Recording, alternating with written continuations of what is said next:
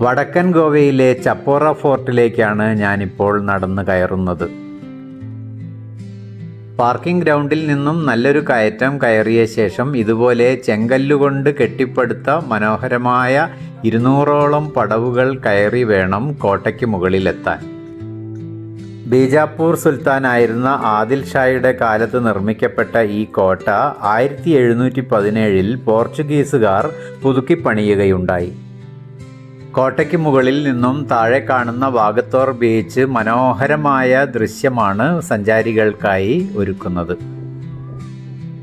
ദിൽ ചാത്താ ഹേ എന്ന ബോളിവുഡ് സിനിമ നിർമ്മിച്ചതോടുകൂടി ഇവിടെ കുറെ കൂടി പ്രസിദ്ധമായി തീർന്നിരിക്കുന്നു.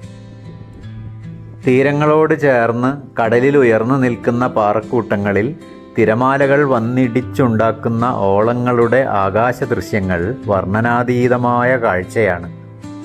കഠിനമായ ഉച്ചവെയിലിനെ കൂസാതെ ധാരാളം സന്ദർശകർ ഇപ്പോഴും ഈ കോട്ടയിലേക്ക് വന്നുകൊണ്ടിരിക്കുന്ന കാഴ്ചയാണ് കാണാൻ കഴിഞ്ഞത്.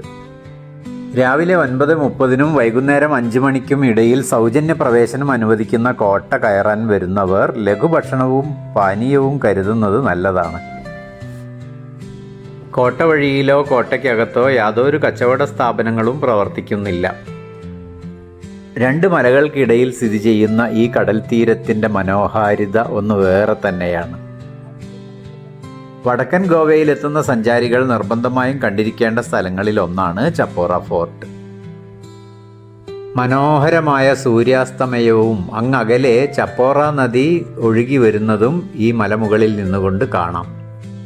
ഗോവയിലെ മറ്റു വിശേഷങ്ങളുമായി നമുക്ക് വീണ്ടും കാണാം.